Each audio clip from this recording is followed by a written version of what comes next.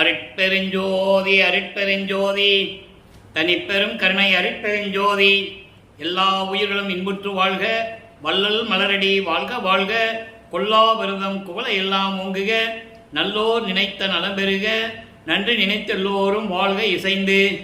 உலக மக்களே, அறிவார்ந்த அன்பர்களே, ஆண்மநேய ஒருமைப்பாடுடைய அன்பர்களே, அருட்பெருஞ்சோதி ஆண்டவருடைய திருவிளையாடல்களை பார்த்து கொண்டிருக்கிறோம். அருட்பெருஞ்சோதி ஆண்டவர் ஆதியும் அந்தமில்லா தோன்றிய இறைவன், சுயமாக தோன்றிய இறைவன். அருட்பெருஞ்சோதி ஆண்டவர் இந்த 4 யுகங்களிலுமே, கிரேத யுகம், திரேத யுகம், துவார யுகம், கலியுகம், 4 யுகங்களிலுமே ஏராளமான திருவிளையாடல்கள் செய்திருந்தாலும் கூட கலியுகத்தினுடைய கடைசி திருவிளையாடல் 1823 ஆண்டு தொடங்கி 30/1/1874 இரவு 12 மணி வரையிலும் அருட்பெருஞ்சோதி ஆண்டவருடைய திருவிளையாடல் தொடர்ந்து நடைபெற்று கொண்டிருந்தன. அதற்கான காரணம், ஏற்கனவே பிரபஞ்சத்தில் உருவாகின இந்த 4 யுகங்களிலுமே சமயங்களும் மதங்களும் மார்க்கங்களும் உருவாகி, அதை உருவாக்கிய தலைவர்கள் தங்களுடைய கர்த்தாக்களை உருவகப்படுத்தி அதற்கேற்றபடி ஆலயங்களை அமைத்து, வழிபாட்டு முறைகளை அமைத்து மக்களை வழிபட செய்து விட்டார்கள். சைவ சமயம், வைஷ்ணவ சமயம், கௌபாரம், காணாபத்தியம், சௌரம், சாகரம் போன்ற சமயங்களும் மார்க்கங்களும், கிரேத யுகத்தில் இருந்த கலங்க மார்க்கம், அதன் பிறகு கிரேத யுகத்திலே கலங்க மார்க்கம், திரேத யுகத்திலே திராவக மார்க்கம், துவார யுகத்திலே நவநீத மார்க்கம், கலியுகத்திலே பஸ்ம மார்க்கம், அதன் பிறகு தாச மார்க்கம், சத்புத்திர மார்க்கம், சகமார்க்கம், சமய மார்க்கம், இப்படி மார்க்கங்கள் எல்லாம் உருவாகின. மதங்களும் உருவாகிவிட்டது. கிறிஸ்தவம், இஸ்லாமியம், பௌத்தம், சமணம், இந்து போன்ற மதங்களும் உருவாகிவிட்டது. இதை உருவாக்கிய தலைவர்கள் அவர்கள் கருத்துக்கு ஏற்றபடி, அறிவின் விளக்கத்தின்படி அவருடைய கர்த்தாக்கள் என்பது சைவ சமயத்தை சேர்ந்த கர்த்தா யாருன்னா சிவபெருமான். வைஷ்ணவ சமயத்தை சேர்ந்த கர்த்தன் பதத்தலைவன் யார் என்றால் விஷ்ணு. இப்படி ஒவ்வொரு பதத்தலைவர்களையும் உருவகப்படுத்தி அவர்களுக்கு ஏற்றபடி ஆலயங்களை அமைத்து, வழிபாட்டு முறைகளை அமைத்து வழிபட வைத்து விட்டார்கள். இப்போ 4 யுகங்களுமே முடிந்து விட்டது. அப்போ அந்த 4 யுகங்களிலும் உண்டான சமயங்களோ மதங்களோ மார்க்கங்களும் முடிந்து விட்டது. அதை திருவருட்பாவில் வல்லப்பமானவர்கள் தெளிவாக கூறியதை தான் பார்த்து கொண்டிருக்கிறோம். அதன் பிறகு இந்த உலக மக்களுக்கென்று ஒரு ஆன்மீக மார்க்கம் வேண்டும். அந்த மார்க்கம் சமரசமாக இருக்க வேண்டும். சமரசம் என்பது உலக மக்கள் அனைவரும் ஒன்றுபட்டு ஆன்மநேய ஒருமைப்பாட்டோடு ஒத்த கருத்தோடு வாழ வேண்டும். வேறுபாடுகள், முரண்பாடுகள் இல்லாமல் வாழ வேண்டும். இறைவன் ஒருவன் என்ற நிலையில் வழிபட வேண்டும். இந்த நிலையை உருவாக்குவதற்காக அருட்பெருஞ்சோதி ஆண்டவர் சுத்த சன்மார்க்கத்தை உருவாக்கி அதை தன் மகன் கையில் ஒப்படைப்பதற்காக தனது அருளால் பெற்றெடுத்த ஆண்மகனை செல்வப்பிள்ளை என்று பெயரிட்டு வளர்த்து கொண்டிருக்கிறார். காலங்கள் நெருங்கிக் கொண்டிருக்கிறது. சதாசிவத்தினுடைய ஆயுள்காலம் முடியும் தருவாயில், அதற்கு முன்னால் பிரம்மன், திருமால், ருத்திர, மகேஸ்வரனுடைய ஆயுள்காலம் முடிஞ்சிச்சு. ஆயுள்காலம் முடிந்து அவர்கள் இறைவனுடைய திருவடியிலே அமர்ந்து கொண்டிருக்கிறார்கள் என்பதை திருவருட்பாவிலே பாடல்களில் கூறப்பட்ட விளக்கங்களை எல்லாம் பார்த்துவிட்டோம். இறுதியாக 5 தொழில் செய்து கொண்டிருந்த சதாசிவத்தினுடைய ஆயுள் காலம் முடிவடைவதற்கு 51 ஆண்டுகள் இருக்கிறது. அப்போ இந்த 51 ஆண்டுகளுக்கு பிறகு இந்த பிரபஞ்சத்தை இயக்க வேண்டும். அதற்கு ஒரு ஆள் வேண்டும். அதற்கேற்றபடி ஒரு சன்மார்க்கம் வேண்டும், ஒரு மார்க்கம் வேண்டும்.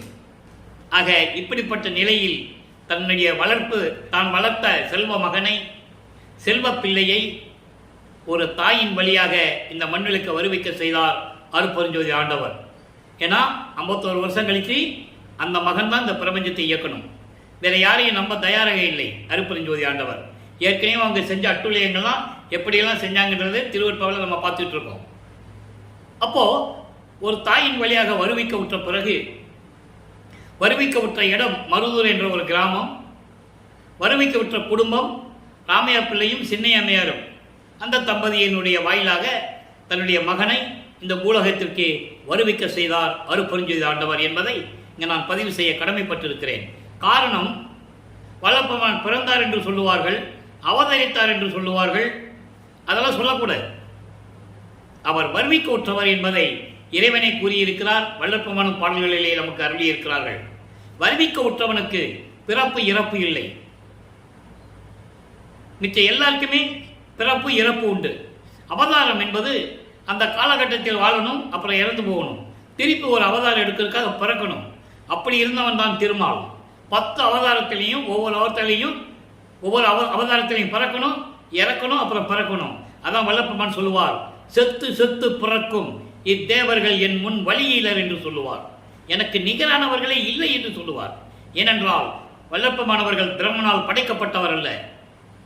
அதான் நீங்க புரிஞ்சுக்கணும். அப்போ இந்த நிலையில் இருக்கும்போது வருவிக்க உற்றார். வருவிக்க உற்ற பிறகு இந்த 51 ஆண்டுகளை அருட்பெருஞ்சாண்டவர் என்ன பண்றாருன்னா 8 ஆண்டுகளாக பிரித்து, இந்த 51 8 பிரிச்சா எத்தனை வரும்? 6 8 48. மீதி 3 வருஷம் பாக்கி. அந்த 3 வருஷம் தான் மேட்டுக்குப்பத்தில் என்ன நடந்தது என்பதை நாம் பார்க்க போகிறோம். இப்போ இந்த 6 8களும் ஒவ்வொரு 8ல் எப்படி அருள் கிடைத்தது, எப்படி இறைவனுடைய திருவிளையாடல் நடந்தது, இதை தான் இப்போ நம்ம பார்த்துட்டு இருக்கோம். இப்போ வல்லப்பமானவர்கள் ஏன் இந்த நிலையை மக்களிடம் நான் இறைவனுடைய அருளை பெற்று இறைவனுடைய விளக்கங்களை பெற்று கூறுகிறேன் என்றால், இது இறைவன் காட்டிய வழி. எனக்கு, நான் வள்ளலார் ஊழியன், எனக்கு இறைவன் காட்டிய வழி இது. காரணம், 202 ஆண்டுகளாக வல்லப்பமானவர்கள் வருவிக்க விட்டு 202 ஆண்டுகள் முடிய போகிறது. அவர் அருட்பெருஞ்சோதி ஆண்டவராகி, நல்லா கவனிக்கணும், மறையில் அவர் ரூமை பூட்டிட்டு மறைஞ்சிட்டாருன்னு சொல்லுவாங்க. மறையில் அவர் ஆண்டவரானார். 152 ஆண்டுகள் நிறைவேற போகிறது. இந்த நிலையிலே வல்லப்பமனை பற்றி கூறியவர்கள் எல்லாம் பிறந்தார் என்றும் வளர்ந்தார் என்றும் சாமியார் என்றும் இப்படியே தானே சொல்லி கொண்டிருந்தார்கள். இப்போ நீங்கள் நல்லா கவனிச்சுக்கிட்டே வரணும். அவர் எப்படி இறைவனானார், எப்படி அருளை பெற்றார், அவர் யார் முதல்ல? வள்ளற்பெருமான். பிள்ளை பெருமான் யார் முதல்ல? அதை மக்களுக்கு தெரியணும். வள்ளலார் என்பது திருஅற்பிரகாச வள்ளலார் என்று மக்களால் அழைக்கப்பட்டவர். அவர் பேரு செல்வப்பிள்ளை. இறைவன் இட்ட பெயர் செல்வப்பிள்ளை. அதனால் தான் நான் பிள்ளை பெருமான் என்று கூறுவதுண்டு. உலகியலிலே ராமையா பிள்ளை அவர்களும் சின்னையம்மை அவர்களும் ராமலிங்கம் என்று பெயர் வைத்தார்கள். அது ஒரு பக்கம் இருக்கட்டும். இப்போ இந்த நிலையில் இருக்கும்போது வல்லப்பெருமான் வருவிக்க உற்றார். 8 ஆண்டுகள் வரைக்கும், முதல் 8 ஆண்டில் எந்த விதமான நிலையும் அவருக்கு முன்னேற்றம் ஏற்படவில்லை. அப்போதான் அவர் என்ன பண்றாரு? பள்ளிக்கூடத்தில் கொண்டு சேர்க்கிறாங்க, பள்ளிக்கூடத்துக்கு போறதில்லை. அவர் எந்த யாரையும் குருவாக ஏற்றுக்கொண்டதில்லை. எந்த பாடசாலைக்கும் சென்று எந்த ஆசிரியரிடம் கற்றுக்கொள்ளவில்லை. அதை நீங்க நல்லா புரிஞ்சுக்கணும். ஏன் இதை பர்டிகுலராக சொல்றேன்னா, நீங்க போக போக அது விளக்கத்துடைய இன்னைக்கு பார்க்குற விளக்கத்தில் நீங்க புரிஞ்சுக்கணும். ஆக அவர் இறைவனால் வருவிக்க உற்றவர் என்பது 8 ஆண்டுகள் வரைக்கும் அவருக்கு தெரியாது. நமது பிள்ளை பெருமானுக்கு 8 ஆண்டுகள் வரைக்கும் தெரியாது. அதனால்தான் அவர் மனம் ஒரு நிலையில் இல்லாமல் தவித்துக் கொண்டிருக்கிறது. தனிமையை நாடிக்கொண்டிருக்கிறார். தனியா இருக்கணும், யார் கூடயும் சேராம தனியா இருக்கணும்னு அவர் மனநிலை இருக்கிறது. இப்போ 2வது 8க்கு வரும்போது, 2வது 8 9வது ஆண்டிலிருந்து 16 ஆண்டுகளுக்குள் என்ன நடந்தது உலக மக்களுக்கு சொல்றாரு, திருவருட்பாவில் சொல்றாரு. அப்போ 9வது ஆண்டு தொடக்கத்தில் இறைவன் இவர் முன் தோன்றி ஆட்கொள்ளுகிறார். நீ என்னால் வருவிக்க உற்ற மகன், காரணம் காரியங்கள் எல்லாம் பின்னால் சொல்லுகிறேன், உனக்கு முன்பருவம் பின்பருவம் காட்டி அருள் செய்வேன், இப்போ ஞானத்தை கொடுத்து விட்டு செல்லுகிறேன் என்று சொல்லி ஞானத்தை கொடுத்து விட்டு மறைந்து விடுகிறார். மற்ற நிலையெல்லாம் இவருக்கு மறைப்பு நிலை உண்டாகிறது. எதுவுமே ஞாபகம் இருக்காது இவருக்கு. விண்ணுலகத்தில் என்ன நடந்தது, ஏன் வந்தார், எப்படி வந்தார் என்றெல்லாம் ஞாபகம் இருக்காது. சுத்த சன்மார்க்கத்தை பெற்ற பிறகுதான் சொல்லுவார். ஒரு தாயின் கருவறையிலே எப்படி என் தந்தை அருட்பெருஞ்சோதி ஆண்டவர் கொண்டு போய் வச்சாரு பிண்ட வடிவத்தில், அங்கே என்ன நடந்தது, தில்லையிலே சிதம்பரத்திலே திரை தூக்க தரிசித்த போது தெய்வகை மேல் காட்டாதே எந்தனக்கே வெளியாய் காட்டிய தெய்வரவா மெய்ப்பொருளே என்று கூறுவார்.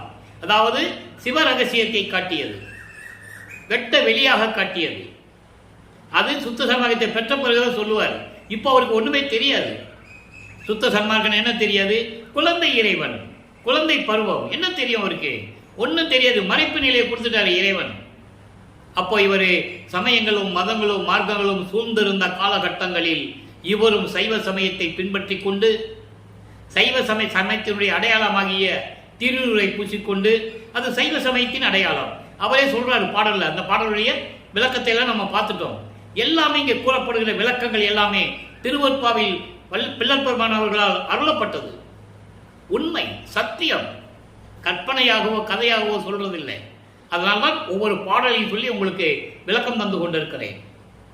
இப்போ சைவ சமயத்தின் அடையாளமாகிய திருநூரை இவரும் பூசிக்கொண்டு உத்திராட்ச மாலையை போட்டுக்கிட்டு சிவ சிவா நமச்சிவாயா ஓம் சிவாய நமன்னு சொல்லிட்டு இருக்கிறார். அதான் சொல்லணும், காலத்தின் கட்டாயம். இப்போ சொல்லிட்டு இருக்கிறாரு. அப்போ அவர் ஞானத்தை பெற்ற பிறகு திருவருள் முறையீடு உதயமாகிறது.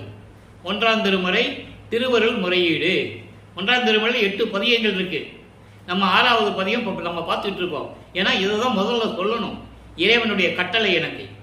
அதன் பிறகு வடிவுடை மாணிக்க மாலை, இங்கித மாலை, மகாதேவ மாலை, திருவடி புகழ்ச்சி எல்லாம் நிறைய இருக்கு. நெஞ்சறி உறுத்தல், விண்ணப்ப கழிவென்பா, சிவனேச வெண்பா, நிறைய சொல்ல வேண்டியிருக்கு. இப்போ முதல்ல நம்ம திருவருள் முறையீடு தான் தொட்டிருக்கோம். 232 பாடல்கள். ஒவ்வொரு பாடலிலும் இறைவனிடம் எப்படி முறையீடு செய்கிறார் நல்லா கவனிக்கணும். இவர் எந்த பள்ளிக்கூடத்திலையும் படிக்கல, இலக்கண இலக்கியம் தெரியாது, யாரையும் குருவா ஏத்துக்கல. அப்போ இந்த திருவருள் முறையீடு உதயமாகிறது. யாரையும் இவரை நம்பல. என்னமோ பாடிக்கிட்டு இருக்கான், என்னமோ ரோட்டில் சுத்திக்கிட்டு இருக்கான், இப்படிதான் எல்லாம் நினைச்சிட்டு இருந்தாங்க. இவர் வெளியே சொல்லவும் முடியாது, நான் இறைவனுடைய பிள்ளைன்னு சொல்லவும் முடியாது. அது தெய்வ ரகசியங்கள் வெளியே சொல்லக்கூடாது. அப்போ அந்த நிலையில் இருக்கும்போது திருவருள் முறையீடு உதயமாகிறது. மொத்தம் 232 பாடல்கள். இந்த வள்ளலார் ஊழியன், இந்த அடியே 4 ஆண்டுகளாக திருவருட்பாவுடைய பாடல்களை விளக்கம் கொடுத்திருக்கிறேன். 5 திருமுறைகளுக்கும் விளக்கம் கொடுத்திருக்கிறேன். 1, 2, 3, 4, 6. 5ஆம் திருமுறை பெண்டிங்கில் இருக்கு, நிலுவையில் இருக்கிறது. காரணம், அது எல்லாமே முருகனை பற்றி பாடியது, விநாயகனை பற்றி பாடியது, அது தத்துவ தலைவர்களை பற்றி பாடியது. அங்க ஒண்ணு இறைவனுடைய திருவிளையாடல் கிடையாது. பாடுகிறார் அவ்வளவுதான். ஏன்னா சைவ சமயத்தில் இருந்ததனால் பாடுகிறார். அதுக்கு பின்னால நான் ஏன் பாடினேன் என்று கூறுவார். அதை நீங்க நல்லா புரிஞ்சுக்கணும். ஏன் பாடினேன் அப்படின்லாம் சொல்லுவாரு. அந்த விளக்கத்தை நம்ம கடைசியில் சொல்ல போறோம். அதனாலதான் 5ஆம் திருமுறையை தொடர்றதில்லை. அதுக்கப்புறம் நம்ம பேசிக்கலாம் அதை பத்தி. இப்போ 232 பாடல்கள்ல இன்னைக்கு 211வது பாடலை பார்க்குறோம். இது வரைக்கும் 210 பாடலுடைய விளக்கம் நம்ம பார்த்தாச்சு. இதுக்கு முன்னால் பார்க்காதவங்க நம்ம யூடியூப்ல போய் நீங்கள் பார்த்துக்கலாம். எல்லாமே இருக்கு. கிட்டத்தட்ட 1000 வீடியோ இருக்கு. இன்னும் 1000 வீடியோ போட வேண்டியது இருக்கு. அதை நீங்கள் நல்லா புரிஞ்சுக்கணும். தயவு செஞ்சு பாருங்க. ஏன்னா இது ஒரு பெரிய அரிய வாய்ப்பு உங்களுக்கு. எத்தனையோ புராணங்களையும் கவிதைகளையும் காவியங்களையும் எல்லாம் படிச்சிருப்பீங்க. திருவருட்பாவை யார் படிச்சிருக்கிறது? அதனால தான் இந்த விளக்கம் உங்களுக்கு வந்து கொண்டு இருக்கிறது. இப்போ 211வது பாடல் பாருங்க. கஞ்சத்திலே ஏர்முக மஞ்சத்திலே, கஞ்சத்திலே ஏர்முக மஞ்சத்திலே, ஏர்நடை கண்ணியர் கண் கஞ்சத்திலே, நஞ்சத்திலே அவர் வஞ்சத்திலே பட்டு நான் உறும் புன் நெஞ்சத்திலே, அதன் தஞ்சத்திலே முக்கணித்த என்போல் பஞ்சத்திலே, பிரபஞ்சத்திலே உழப்பார் எவரே. இது பாடல். பாடல் உங்களுக்கு புரியாது. ஆனால் இறைவன் கொடுத்த விளக்கம் மிகவும் எளிமையானது. தன்னுடைய மனநிலை. ஏன்னா வல்லப்பமானவர்கள் இப்போ 2வது எட்டில் இருந்து கொண்டிருக்கிறார். 9வது ஆண்டிலிருந்து 16 ஆண்டுகளுக்குள். அப்பா, ஒரு ஆண்மகனுக்கு காமம் உண்டாவது இயற்கை, சரிதானே? காமம் உண்டாவது இயற்கை. அந்த காலத்துலலாம் 16 வயசுலயே ஆம்பளை பையனை கல்யாணம் பண்ணி வச்சிருவாங்க. பொம்பளை பிள்ளைகளுக்கு 13 வயசுலேயே கல்யாணம் பண்ணி வச்சிருவாங்க. இது இயற்கையாகவே நடந்து கொண்டிருந்தது. அப்போ இவர் 16 ஆண்டுகளுக்குள் இருப்பதனால் அவருடைய மனம் காமத்தில் சிக்காமல் என்னை நீ காப்பாற்ற வேண்டும் என்று கூறுகிறார். அதை தான் இந்த பாடலை கொடுத்திருக்கிறாரு. பொருள் நல்லா பாருங்க, விளக்கம் நல்லா இருக்கும். தாமரை மலர் போன்ற கஞ்சம் என்பது தாமரை மலர். தாமரை மலர் போன்ற அழகான முகம் கொண்ட இந்த உலக நடையிலே இருக்கிற பெண்களின் காம விஷத்திலே சிக்கி வஞ்சகத்தினால் துன்பப்பட்டு வெட்கப்படும் இழிவான மனத்தால். அதான் சொல்றாரு, வஞ்சத்திலே பட்டு நான் உறும். நான் என்பது நாணம், நாணம் என்பது வெட்கம், வெட்கம் கூச்சம் எப்படி வேணா சொல்லலாம். அப்படி இந்த மனசு வெட்கப்பட்டு புன் நெஞ்சத்திலே, இந்த மனசு இருக்குதே அது கொடுமையானது. குரங்கு போல தாவி தாவி போயிட்டு இருக்கும். சொல்லுவார் மனக்குரங்கு என்று சொல்லுவார். மான் போல தாவி தாவி போய்கிட்டு இருக்குன்னு சொல்லுவார். அப்படிப்பட்ட மனம் அழகான பெண்களுடைய இந்த உலக நடையிலே, உலகையில் இருக்கின்ற அழகான பெண்களை பார்த்து அவங்களுடைய காதல் வலையிலே சிக்கி அந்த கொடிய பாதாளத்தில் விழுந்து இப்படியெல்லாம் துன்பப்படுகின்ற இந்த மனத்தால் அதனுடைய வழியில் சென்று சுற்றி திரிந்து துன்பப்பட்டு கொண்டு இருக்கிறேன் அப்படின்னு சொல்றாரு. இறைவன்கிட்ட சொல்றாரு, நீ வாட்டு வருவிக்க விட்டு நீ வாட்டு போயிட்ட, முன்பருவம் பின்பருவம் காட்டி அருள் செய்யன்னு சொல்லிட்டு நீ போயிட்ட. இப்ப துன்பப்படுறது யாரு? இதுவரைக்கும் ஒரு பதில் கூட நீ சொல்லலை. அப்ப இந்த பெண் இந்த காம விஷயத்தை எப்படி ஜெயிக்கிறது? நான் காமம், குரோதம், லோபம், மோகம், மதம், ஆச்சரியம், இப்படி 6 பிண்ட துரிசுகள் உண்டு. இந்த விளக்கத்தையெல்லாம் நம்ம ஏற்கனவே சொல்லியாச்சு, இன்னும் நிறைய சொல்ல வேண்டியிருக்கு. இந்த துரிசுகள்லாம் நீக்கணும். அப்ப அந்த நிலையில் இருக்கும்போது அதனுடைய வழியில் சென்று சுற்றி திரிந்து, என்னை போல் இந்த பிரபஞ்சத்தில் யார் இருக்கிறார்கள்? எப்படி சுற்றி திரிஞ்சானா? பஞ்சு மாதிரி பறந்தாரான். காத்துல பஞ்ச பறக்க விட்டா எப்படி பறக்கும்? அது போல நான் சுற்றி சுற்றி பஞ்சு போல, காற்றில் அகப்பட்ட பஞ்சு போல இந்த பிரபஞ்சத்தில் நான் சுற்றி கொண்டிருக்கிறேன். இதற்கு என்னதான் வழி? விரைவில் அருள்வாயாக, விரைவில் நீ அருள வேண்டும் என்று முறையீடு செய்கிறான். இப்ப இந்த பாட்டுடைய விளக்கத்தை பார்த்தாச்சு. இப்போ அவருடைய நிலை அப்படி இருக்கு. இப்போ அவருடைய நிலை அப்படி இருக்கு. இதுக்கப்புறம் ஞானம் பெற்று விட்டார் அல்லவா? இப்போ திருவொற்றியூருக்கு போக சொல்லி மனசு தூண்டுது. மனசு தூண்டுறது அப்படின்னு சொல்றதை விட அருட்பெருஞ்சாண்டவர் மனதை தூண்டி விடுகிறார். என் மகனை கூட்டு போ, திருவொற்றியூருக்கு கூட்டு போ, ஏன்னா மகனை பக்குவப்படுத்த வேண்டும், தன்னுடைய மகனை பக்குவப்படுத்த வேண்டும். பிறகு இவர் வாயாலேயே இதெல்லாம் தேவையில்லை என்று சொல்ல வேண்டும். அதுக்காக இவரை திருவொற்றியூருக்கு மனசு தூண்டுது. அங்கே திருவொற்றியூர் போகிறார். முதலாக நமது பிள்ளை பெருமான் அவர்கள் 13வது ஆண்டிலே, வல்லப்பெருமானுக்கு வயதில்லை என்பதை நான் ஒவ்வொரு பதிகத்திலும் கூறிக்கொண்டிருக்கிறேன். அவர் வருவிக்க விட்டவர், அவருக்கு வயதில்லை, ஒவ்வொரு யுகத்திலையும் இருந்தவர், இறைவனுடைய பிள்ளை அவர். ஒவ்வொரு யுகத்திலையும் அவருக்கு ஒரு பேர் இருக்கு. அதை விளக்கத்தில் நம்ம பின்னால் பார்க்க போறோம். இப்போ செல்வப்பிள்ளை, அவர் பேர் செல்வப்பிள்ளை. செல்வப்பிள்ளையை தான் இங்கே பூலோகத்துக்கு கொண்டு வந்தார் அருட்பெருஞ்சாண்டவர். இப்போ அவருடைய நிலை மாறுகிறது. இப்போ திருவொற்றியூர் போகிறார். அங்கே 2ஆம் திருமுறை உருவாகிறது. 2வது எட்டில் 2ஆம் திருமுறை உருவாகிறது. 2வது எட்டு என்பது 9வது ஆண்டிலிருந்து 16 ஆண்டுகளுக்குள். இப்போ 2ஆம் திருமுறை 113 பதிகங்கள், 1207 பாடல்கள். இப்போ என்ன நடக்குதுன்னா, இப்போ இதுவரைக்கும் நம்ம பார்த்த பதிகங்கள் 23.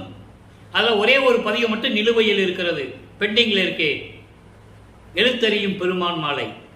அது ஏன் பெண்டிங்கில் இருக்குன்னா, 1ஆம் திருமுறையில் வடிவுல மாணிக்க மாலையை சொல்லும்போது எழுத்தறியும் பெருமாள் மாலையை சொல்லணும். அப்போ தான் அந்த பொருள் கனெக்டிவிட்டின்னு சொல்லுவாங்க. அந்த பொருள் தொடர்பு கரெக்டாக இருக்கும் விளக்கம். இப்போ இதுவரைக்கும் பார்த்த பதியங்களுடைய சின்ன விளக்கம், அது சுரிய விளக்கங்களின் ஒரு சுருக்கம். ஏன்னா இன்னைக்கு பார்க்குறவங்களுக்கு, புதுசாக பார்க்குறவங்களுக்கு தெரியணும்ல. அப்போ அந்த 23 பதியங்களிலும் இவர் திருவொற்றியூருக்கு போக வேண்டியது எங்கேருந்து? ஏழுகிணர் பகுதியிலிருந்து சென்னையிலே திருவொற்றியூருக்கு போக வேண்டியது. அப்போ அவருக்கு எங்கே போனாலும் நடந்து தான் போகணும். நல்லா புரிஞ்சுக்கணும். நீங்கள் எங்கே போனாலும் நடந்து தான் போகணும். அதுக்கப்புறம் பறக்கிற சக்தி, அண்டங்களுக்கு போகிற சக்தி, ஒரே நேரத்தில் பல இடங்களில் இருக்கிற அருள் எல்லாம் அவருக்கு கிடைச்சது. அந்த தத்துவ சித்தியை பற்றி நம்ம பின்னால் பார்க்க போகிறோம். தத்துவ வெற்றின்னு ஒரு பதிவு இருக்கு. அதை சொல்லும்போது நம்ம அதை சொல்லுவோம். இப்போ நடந்து தான் போகணும் அவர். அப்போ திருவொற்றியூருக்கு நடந்து போகிறாரு. அங்கே போய் முதலாக திருவொற்றியில் இருக்கின்ற தியாகராஜ பெருமான் கோயிலில் போய் நிற்கிறார். இன்னும் பாடல்கள் உருவாகிறது. 23 பாடல்லையும் போவார், ஒன்றுமே நடக்காது. 23 பதியங்கள் அதான். 2 பதியங்கள் திருமுல்லை வாயில். அங்கே என்னடா நம்ம திருவொற்றியூரிலே பாடிக்கிட்டு இருக்கோம், ஒரு பிரயோஜனம் இல்லை. ஒரு வேளை திருமுல்லை வாயிலுக்கு போனால் அங்கே ஏதாவது அருள் கிடைச்சிடுமோ அப்படின்னு சொல்லிட்டு திருமுல்ல வயலுக்கு போவார். அங்கே மாசிலாமணி மாசிலாமணி உருகி உருகி பாடுவார். அந்த பாடல்கள் அற்புதமாக இருக்கும். அந்த விளக்கத்தில் நம்ம பார்த்துட்டோம். உன்னை தேடி வந்தா நான் உன் பிள்ளை, அப்போ நான் தேடி வரேன். நீ பார்த்தும் பார்க்காத மாதிரி இருக்கிற, ஏன் வந்தேன்னு கூட ஒரு வார்த்தை கேட்காம இருக்கிற, எதுக்கு வந்தேன்னு கூட கேட்காம இருக்கிற, இதெல்லாம் நியாயமா அப்பா அப்படின்னு சொல்லி கேட்பாரு. ஒரு பிரயோஜனம் இல்லை. மாப்பிள்ளைய மனம் நொந்து நீ திருமுல்ல வயலுக்கும் போகக்கூடாதுன்னு முடிவெடுத்து திருவள்ளித்தாயம்னு ஒரு இடம் இருக்குது சென்னைக்குள்ளே, திருவள்ளித்தாயம்னு சொல்லி அங்கே போகிறாரு. அங்கே போய் அவரை உருகி உருகி பாடி கடைசியில் கந்த துணியை கட்டிகிட்டு இருக்க, எனக்கு ஒரு துணியை கூட நானும் கட்டிக்கிட்டு நிற்கிறேன், அப்பனும் பிள்ளைய ரோட்டில் நிற்கலாம், பார்க்குறவங்கெல்லாம் வந்து காரி துப்பிட்டு போகட்டும் அப்படியே சொல்லுவார். இந்த நிலையெல்லாம் ஏற்பட்ட பிறகு இப்போ 24வது பதியத்தை பார்க்க போகிறோம். தியாக வண்ண பதிகம். இன்னைக்கு 4வது பாடல் அல்ல. தியாக வண்ண பதிகம் என்பது இறைவனை பற்றி சொல்லிடுறது. அதுக்கப்புறம் நீ எனக்கு அருளே கொடுக்க மாட்டேன்ற, உனக்கு எதுக்கு இத்தனை பேர், பேசாமல் பிச்சை பெருமான்னு சொல்லிட்டு போக வேண்டியதானே, நீ பிச்சைக்காரன் அப்படின்னு சொல்கிற. அந்த பாடலுடைய விளக்கத்தை பார்க்க போகிறோம். அற்புதமாக இருக்கும், கவனிங்க. மண்ணும் கதிர்வேல் மகனாரோடும், முருகனை சொல்ற, மண்ணும் கதிர்வேல் மகனாரோடும் மலையாளோடும் தான் வதிகின்ற துண்ணும் கோலம் கண்டு கலிப்பான் துதிக்கும் எமக்கு. முருகனையும் உமையாலையும் சேர்ந்து இருக்கின்ற ஒரு கோலத்தில் ஒன்றை பார்த்து மனம் சந்தோஷப்பட்டு கொண்டிருக்கின்ற எனக்கு உன்னை வணங்கி மனம் குளிர மகிழ்ந்து கொண்டிருக்கிறேன். முருகனோடையும் மலையாளோடையும் உமையாளோடையும் நீ உட்கார்ந்து இருக்கின்ற அமர்ந்திருக்கின்ற காலத்தில் அந்த கோலத்தை, அந்த அழகான காட்சியை பார்த்து நான் வணங்கி கொண்டிருக்கின்ற எனக்கு எப்படி சொல்றா பாருங்க. அப்படி அந்த காட்சியை, கண்குளா காட்சியை பார்த்து நான் உன்னை வணங்கி கொண்டிருக்கிறேன். அப்படிப்பட்ட எனக்கு நீ சிறிதளவு கூட அருளானேல் நின்னும் சூழப்படையான் விடையான் வெள்ளிமலை ஒன்றது உடையான் பின்னும் சடையான் ஒற்றி தியாகராஜ பெருமான். இப்படி சொல்லி என்ன பிரயோஜனம்? நீ பிச்சை பெருமானே, நீ பிச்சை பெருமான் சொல்ற. ஒரு அருள் கூட கொடுக்கலைன்னா இத்தனை பேரை சொல்லி போற்றி பாடினா என்ன பிரயோஜனம்? நீ பிச்சை பெருமான் தானே அப்படின்னு சொல்றாரு. அப்போ இப்படியெல்லாம் இருக்கின்ற எனக்கு, உன்னுடைய மகனோடையும் உமையாளோடையும் நீ அமர்ந்திருக்கின்ற காட்சியை பார்த்து வணங்கி கொண்டிருக்கின்ற எனக்கு சிறிதளவு கூட நீ அருளை கொடுக்கவில்லை என்றால், சூலாயுதம் வைத்துக் கொண்டிருக்கின்ற இறைவன் என்று சொல்லுவதும், காளை வாகனம் மீது இறைவனாக வந்து, அதான் விடையான்னு சொல்றாரு. விடையான்னா காளை வாகனம் மீது வருகின்றவன், வெள்ளிமலை ஒன்று உடையான் இமயமலையை உடையவன் என்று சொல்லுவதும், பின்னிய சடையை கொண்டவன் என்று சொல்லுவதும், ஒற்றியூர் திருவொற்றியூரில் இருக்கின்ற சிவபெருமான் என்று சொல்லுவதும், தியாகராஜ பெருமான் என்று சொல்லுவதும் எல்லாமே போலியானது தானே. நீ பிச்சை பெருமான். மனசு குமுறுதவருக்கு இயற்கை தானே. வருவிக்க விட்ட செய்தி விட்டு நீ வெளியே யார்ட்டையும் சொல்லக்கூடாது. எப்படி? அந்த பாடலை விளக்கத்தை நம்ம பார்த்துட்டோம். ஏற்கனவே இது நிர்ணயிக்கப்பட்டது விண்ணுலகத்திலே. ஒரு மாது பெற்ற மகன் பொருட்டாக உவந்து முன்னம் ஒரு மாமனாகி வழக்குரைத்தாய். என் வழக்கு உரைத்ததற்கு யாருக்கு மாமனாகிறாரு? தனக்கொடி அம்மையாருக்கு. உலகியலிலே அக்கா பொண்ணுன்னு சொல்லுவாங்க. புரியுதா உங்களுக்கு? அங்க அக்கா என்ற உறவு எப்படி வந்தது? இவர் வருவிக்க உற்றதனால், அந்த குடும்பத்தில் இவர் வருவிக்க உற்றதனால் அக்கா என்ற உறவு. நல்லா புரிஞ்சுக்கணும் நீங்க. அவருக்கு எந்த உறவும் கிடையாது. அவருக்கு தாயும் தந்தையும் அருப்பெருஞ்சோதி ஆண்டவர். நீயே என் தந்தை அருளுடையாய் என்னை நேர்ந்து பெற்ற தாயே என்று சொல்லுவார். அவருக்கு தாயும் தந்தையும் அருப்பெருஞ்சோதி ஆண்டவர் தான். இவர் வருவிக்க உற்றதனால் ஏற்பட்ட சொந்தங்கள் என்பதை நான் பதிவு செய்ய கடமைப்பட்டிருக்கிறேன். மக்கள்கிட்ட யாரும் விலைக்கு சொல்லலை, அதனால யாருக்கு தெரியாது, அவ்வளவுதான். இப்போ இந்த நிலையில் இருக்கும்போது நீ பிச்சை பெருமான் சொல்லிட்டாரா? 2008 முடிஞ்சு போச்சு. 16 ஆண்டுகளுக்குள் இதான் நடந்துகிட்டு இருக்கு. அதை தான் நம்ம ஒவ்வொரு பதியத்திலிருந்து பார்த்துட்டு இருக்கோம். இப்போ 3வது எட்டுக்குள்ள அடி எடுத்து வைக்கிறார். 3வது எட்டு என்பது 3/24.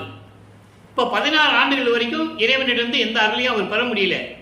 சென்னையிலிருந்து போக வேண்டியது, தெரு தெருவா சுத்த வேண்டியது, அங்கே போயிட்டு வந்த வீட்டில் பாட்டு வாங்க வேண்டியது, எங்கடா போயிருந்த ராமலிங்கம், எங்கே போயிருந்த, ஊர் சுற்றிட்டு வர அப்படின்லாம் திட்டுவாங்க. அதெல்லாம் சகித்துட்டு தான் இருக்கிறார். அதை நீங்கள் நல்லா புரிஞ்சுக்கணும். அப்போ மனநிலை, அவருடைய மனநிலை எப்படி இருந்திருக்கும் கொஞ்சம் நினைச்சு பாருங்களேன்.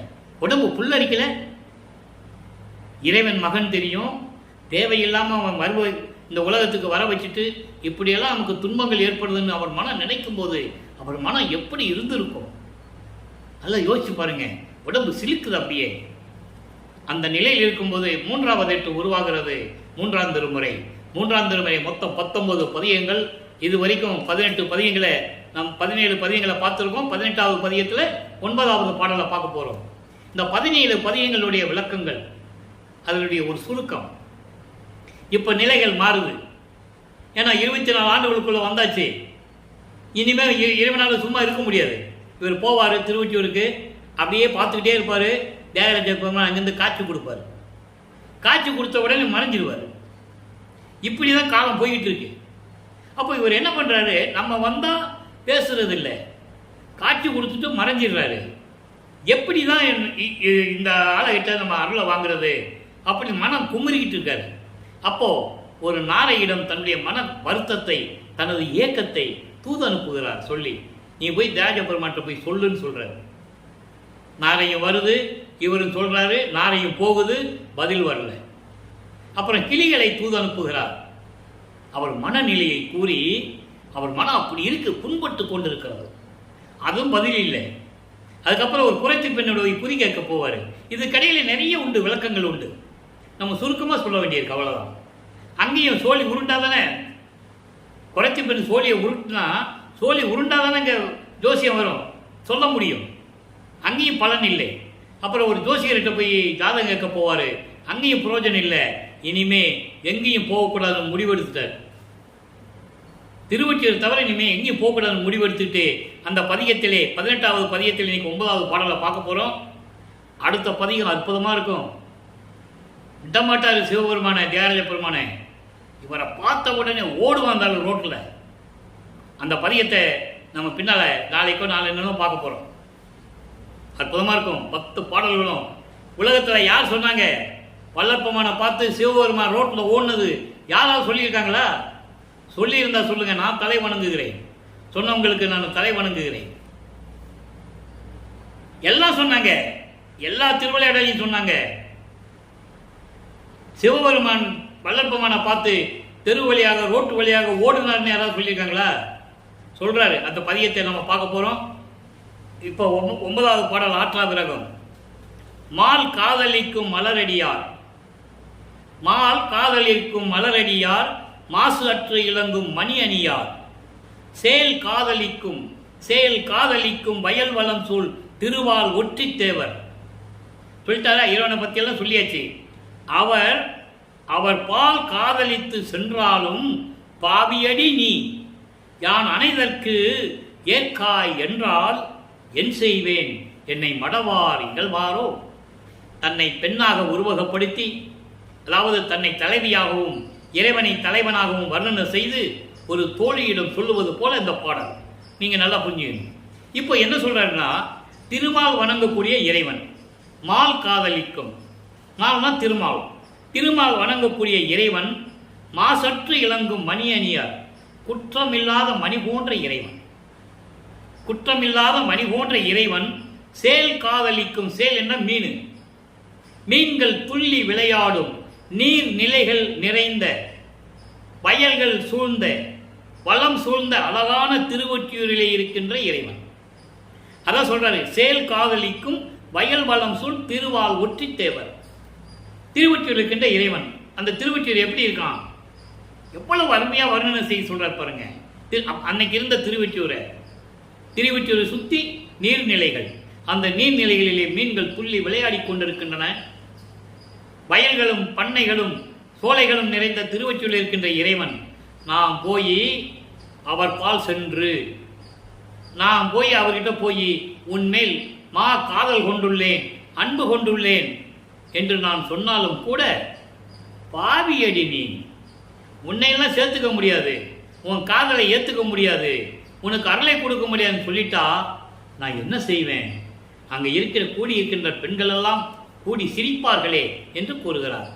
பாடலுடைய மைய கருத்து உலக மக்களுக்கு என்ன சொல்றார்? அதான் முக்கியம். நமக்கு 3ஆம் திருமுறை வரும்போது அவர் 24 ஆண்டுகள் ஆகிறது, வருவிக்க விட்டு அவருக்கு 24 ஆண்டுகள் ஆகிறது. அப்போ உலக மக்களுக்கு இந்த பாடல் மூலமாக தெரிவிக்கிறார், உலக மக்களே, நான் இறைவனால் வருவிக்க உற்று 24 ஆண்டுகள் வரையிலும் இறைவனிடமிருந்து எந்த அருளையும் பெற முடியவில்லை. திருமால் வணங்கக்கூடிய இறைவன், மாசற்ற இறைவன், நீர்நிலைகளும் மீன்களும் கொஞ்சி விளையாடி கொண்டிருக்கின்ற அந்த திருவொற்றியூரிலே இருக்கின்ற இறைவன், அப்படிப்பட்ட இறைவனை நான் காதல் கொண்டுள்ளேன். அவர் என்னை ஏற்றுக்கொள்ளுவதாக இல்லை, என் காதலை ஏற்றுக்கொள்வதாக இல்லை. நான் என்ன செய்வேன்? என்னை பார்த்து மக்கள் எல்லாம் ஏளனமாக சிரிக்கிறார்களே. உண்மைதானே? இவர் அப்படிதான் ஏளனம் செஞ்சாங்க. ஏன்பா தெரு தெருவா சுத்திட்டு இருக்க, வேற வேலை இல்லையா உனக்கு? அவங்ககிட்ட எல்லாம் போய் நின்னா அருளை பெற முடியுமா? நீ உனக்கு வேலை வேற இல்லை, ஊர் சுத்திட்டு இருக்க. அங்க ஒரு பக்கம், அங்கிருந்து வீட்டுக்கு வந்தா இங்க ஒரு பக்கம். இத்தனை வயசாகுது, சொல்ற பேச்சு கேட்க மாட்டேன்ற, ஊர் சுத்திட்டு இருக்க, இப்படி ஒரு பக்கம். என்னதான் செய்வார் அவரு? இந்த நிலையில் இவர் 4வது எட்டுக்குள் போகிறார். 4×32 4ஆம் திருமுறை உருவாகிறது. 4ஆம் திருமுறை மொத்தம் 22 பதிகங்களை கொண்டது. நமக்கு தேவை 19 பதிகங்கள் தான். இதுவரை 3ஆம் திருமுறையிலே நம்ம எல்லாம் பார்த்துட்டோம். அது ஆற்றாபிகரம் சொல்லியாச்சு. இப்போ 4ஆம் திருமுறை, 4ஆம் திருமுறையில் இப்போ நிலைகள் மாறுது. இப்போ 25வது ஆண்டிலிருந்து 32 ஆண்டுகளுக்குள்ள என்ன நடந்தது இந்த 8 வருஷம்? இப்போ இவர் ஒரு நிலைக்கு வருகிறார்.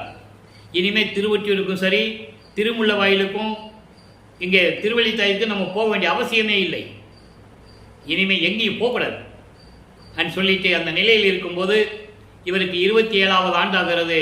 அதாவது வருவிக்க உற்று 27வது ஆண்டில் தனக்கொடி அம்மையாரை, அதாவது உலகில் சொல்லப்பட்ட அக்கா மகளை, உலகியெல்லாம் அப்படிதான் சொன்னாங்க, உலகில் சொல்லப்பட்ட அக்கா மகளை திருமாங்கல்ய, அதாவது கல்யாணம் பண்ணணும்.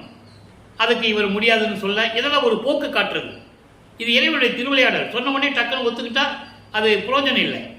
அதனால இவர் உலகியலுக்காக வேண்டான்னு சொல்றதும் இவர் ஏற்கனவே தெரியும். இவர் இந்த தனக்கொடி அம்மாள் ஏன் நமக்கு அக்கா மகளாக இந்த பூலோகத்திற்கு வந்தாள் என்பது அவருக்கு தெரியும். புரியுது உங்களுக்கு?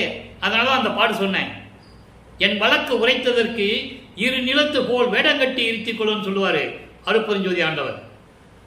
நீ வேஷம் மட்டும்தான் போடணும், நீ யார் எதுன்னு யாருக்குமே தெரியக்கூடாது, நான் சொல்றதை மட்டும்தான் நீ செய்யணும். அதனாலதான் கடைசி வரைக்கும் நான் இறைவனுடைய பிள்ளை சொல்லவே இல்லை. கடைசியில் 6ஆம் திருமுறை சொல்லுவாரு. அந்த 6ஆம் திருமுறை வெளிவந்த பிறகுதான் எல்லாருக்கும் தெரியும், அது வரைக்கும் தெரியாது. அந்த விளக்கத்தெல்லாம் நம்ம பின்னால பார்க்க போறோம். ஏன் சொல்லல அவர் சொல்லுவார், நான் ஏன் சொல்லல அப்படின்னா அதையும் சொல்லுவார். இப்போ இந்த நிலையில் இருக்கும்போது 4ஆம் திருமுறையிலுடைய பதியத்திலே ஒரு சுருக்கம். அன்பு மாலை, அருப்பிரகாச மாலை, சவுந்தர மாலை, ஆனந்த மாலை, அபராத மன்னிப்பு மாலை, அதிசய மாலை, இதெல்லாம் நம்ம பார்த்துட்டோம். நீ 2 மாலை இடையில இருக்கு, பிரசாத மாலையும் பக்தி மாலையும் இருக்கு, 20 பாடல்கள். அதை எப்போ சொல்றோம்னா 6ஆம் திருமுறை நடராஜபதி மாலை வரும்போது அதை நம்ம சொல்லுவோம். ஏன்னா அதுதான் கனெக்ஷன். பிரசாத மாலையில் எப்படி திருநீர் வேண்டான்னு சொன்னாரு, இறைவன் தன் மகனுக்கு திருநீர் பூசாத, அதெல்லாம் உனக்கு வேண்டான்னு எப்படி சொன்னாரு, இந்த நிலைகள் தான் அங்கே வரும். அப்போ நம்ம அதை சொல்லுவோம், அது அப்போ தெரிஞ்சுக்கலாம். இப்போ 4ஆம் திருமுறை இருக்கும்போது இவர் தனக்கொடி அம்மையாருக்கு திருமாங்கல்யம் பூட்டி தாலி கட்டி அந்த அம்மாவுக்கு மோட்ச வீட்டை காட்டி விமோசனத்தை கொடுத்து விட்டார். அது அந்த அம்மாவுக்கு தெரியும். தாலி கட்டின உடனே அந்த அம்மாவுக்கு முன்புறவினுடைய நிகழ்ச்சிகள்லாம் தெரியும். அதனால தான் அந்த பெண், அந்த அம்மா அமைதியாக இருக்கிறது. அதை நீங்கள் நல்லா புரிஞ்சுக்கணும். அப்போ அந்த நிலையில் இருக்கும்போது அங்கே திருமணத்தின் போது அந்த திருமண மண்டபத்திலே பிரம்மனும் திருமாலும் ருத்திரனும் இவரை வாழ்த்துவதற்காக காத்து கொண்டிருக்கிறார்கள்.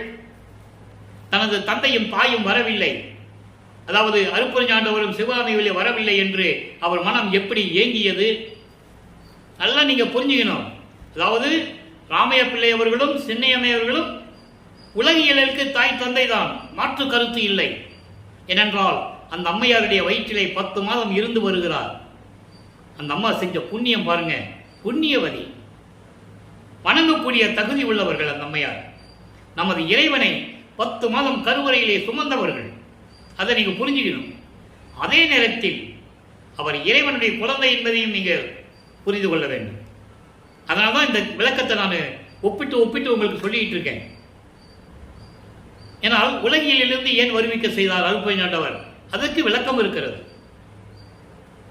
சமயங்களும் மதங்களும் மார்க்கங்களும் தேவையில்லைன்னு சொல்லணும்ல. அப்போ திடீர்னு வந்து சொல்ல முடியாது. உலகியலில் இருந்து அதை அனுபவிச்சு தான் சொல்லணும். அதுக்காக தான் ஒரு தாயின் வழியாக வருவிக்க விட்டார்.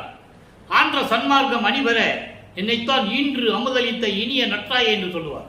சன்மார்க்கத்தை உலக மக்களுக்கு சொல்லணுங்கக்கா வந்தேன்னு சொல்லுவார். அதை இன்னைக்கு அந்த விளக்கத்தையும் பார்க்க போறோம். அப்ப இந்த நிலையில் இருக்கும்போது 4ஆம் திருமுறையில் முடிவெடுத்துட்டாரு.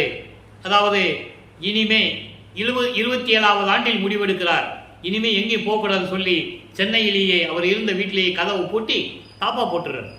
இறைவன் வந்தா திறந்து வரட்டும், இல்லைன்னா நான் கதவு திறக்க போறது இல்லை. இதெல்லாம் மக்கள்கிட்ட யாருமே சொல்லலை. இந்த நடந்தது யார் சொன்னது? ஒரு ஆளு கூட சொல்லலை. சொல்லியிருந்தா வல்லப்பமானை இறைவன் கடவுள் என்று வணங்கி இருப்பார்கள். இப்ப சாமியார் என்று சொல்லிக் கொண்டிருக்கிறார்கள். அதுதான் உண்மை. இப்போ இறைவன் வருகிறார். இறைவனுக்கு தெரிஞ்சு போச்சு, அருட்பெருஞ்சாண்டவருக்கு தெரிஞ்சு போச்சு. இப்போ அருட்பெருஞ்சாண்டவர் இருக்குது இவருக்கு தெரியும், சுத்த சன்மார்க்கம் இருக்கிறது தெரியும். அதை வாங்க போறேன்னு இவருக்கு தெரியும். இவர் தான் போய் வாங்கணும். அதுக்கான பாடல்கள் ஆதாரங்கள் நிறைய இருக்கு. திருவிற்பல பாடல்கள் உண்டு. அப்போ யாரும் மறுக்கவும் முடியாது. அதான் பெரிய விஷயம். இப்போ இந்த நிலையில் இருக்கும்போது அருட்பெருஞ்சாண்டவர் வருகிறார். விண்ணுலகத்திலிருந்து அவர் கால் திருவடி மண்ணில் பதிக்க எப்படி வந்தார் என்பதை 100 பாடல்களிலே நமக்கு அருளியிருப்பார்கள். அந்த விளக்கத்தில் நம்ம அற்புதமாக பார்த்துட்டோம். ஏன் நடந்து வர்றாரு அதையும் நீங்க யோசிக்கணும். திடீர்னு வீட்டுக்குள்ள வந்து நிக்கலாம்ல, இறைவன் தானே. அப்படி வந்தா மகனை சமாதானப்படுத்த முடியாது. ஏன்னா 27 வயது வயசுக்கும் நம்ம அவனை இம்சப்படுத்திட்டோம். அவருக்கு தெரியுது எவ்வளவு துன்புறுத்திருக்கோம் மகனை. ஆனா இவருக்கு தெரியாது இல்லையா? அவர் செஞ்சது பக்குவப்படணும் இருக்காங்க, மகனை பக்குவப்படுத்த வேண்டும் என்பதற்காக. இப்போ அந்த வருகிறாரு, அருளை கொடுக்கிறார், எல்லாம் முடிச்சாச்சு. இப்போ வல்லப்பமானவர்கள் 4வது எட்டை முடிக்கணும். இப்போ 5வது எட்டுக்குள்ள வரணும். 33வது ஆண்டிலிருந்து 40 ஆண்டுகளுக்குள் என்ன நடந்தது என்பதை பார்த்து விட்டோம். அங்கே அதனுடைய சுருக்கம், சென்னையிலே உலகப்பற்றை துறந்து வெள்ளாடை அணிந்து சமயங்களையும் மதங்களையும் மார்க்கங்களெல்லாம் விட்டுவிட்டு சரியை கிரிய யோகம் என்ற 12 நிலைகளையும் கடந்து இப்போ ஒரு சுத்த சன்மார்க்கத்தை வாங்க போகணும் போயிட்டு இருக்காரு.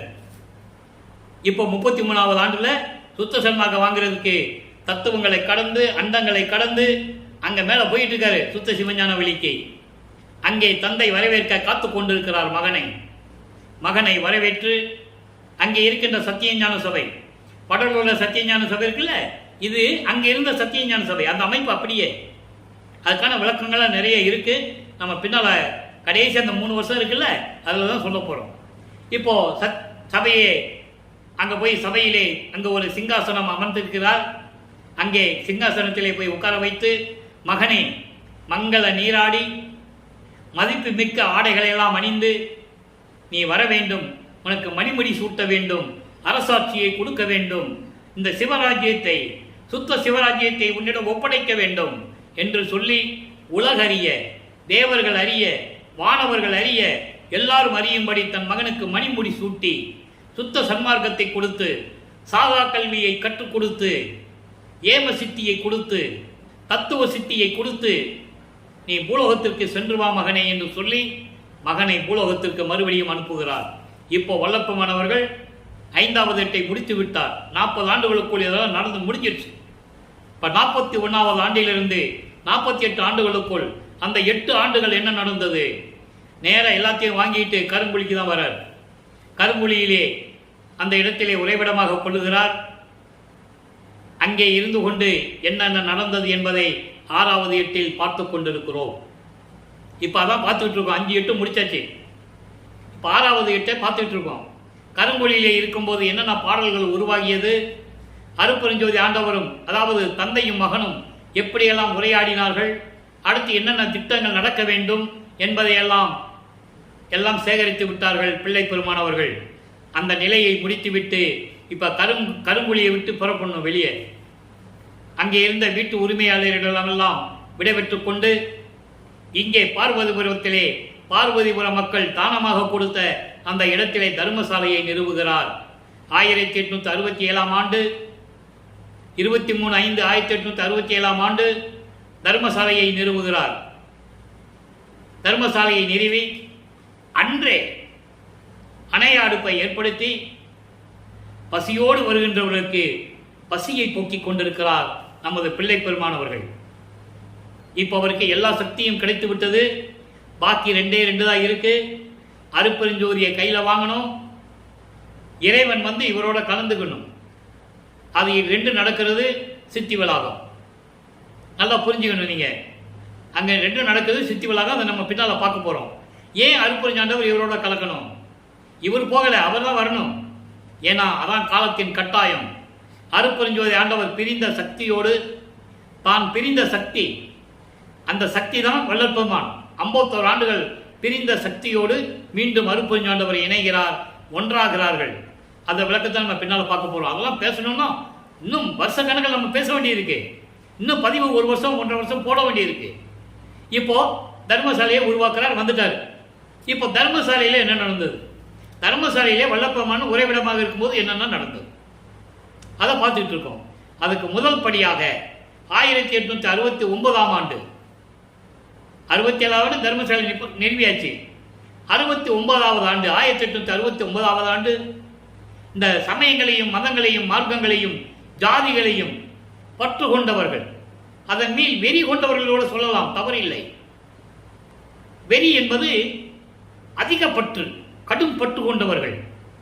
எப்படி ராமலிங்கம் என்ற ஒரு ஆளு, ராமலிங்க பிள்ளை என்ற ஒரு ஆளு வடலூரில் இருந்துகிட்டு தர்மசாலையை உருவாக்கி அங்க பசியாற்றி கொண்டு இருந்துவிட்டு எப்படி பாடல்களை பாடலாம்?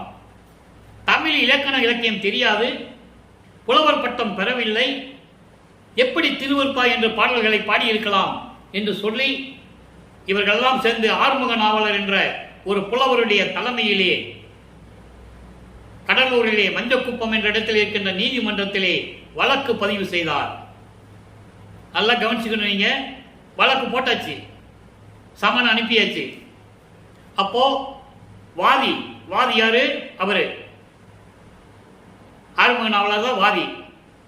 அவங்க எல்லாம் அந்த கோஷ்டி எல்லாம் அங்கே போய் உட்கார்ந்தாச்சு. இவர் எல்லாம் பார்க்குறாங்க, ராமலிங்க பிள்ளை வரல, எப்படி விசாரணைக்கு வரல, நம்ம தான் ஜெயிச்சிருவோம். எப்படி வழக்கினுடைய சாராம்சம் இதான்.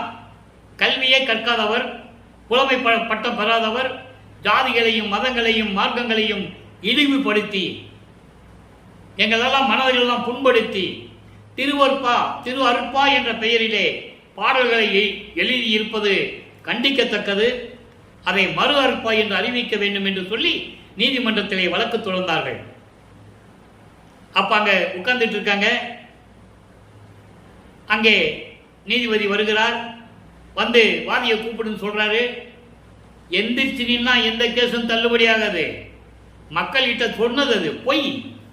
எந்திரிச்சினா எப்படிங்க வழக்கு வெளியே போகும்? வழக்கு எப்படி தள்ளுபடி ஆகும்? விசாரணை நடக்கிறது. வாதியை கூப்பிடுறாங்க. வாதி வரணும். போய் உட்கார்ந்துட்டாரு. ஆறுமுக நாவலர் உள்ள போய் உட்கார்ந்துட்டாரு. பிரதிவாதி எங்கன்னு கேட்கிறாரு. அங்க இல்ல வளர்ப்புமானவர். உடனே நீதிபதி என்ன சொல்றாரு? கூப்பிடுப்பா அப்படின்றாரு.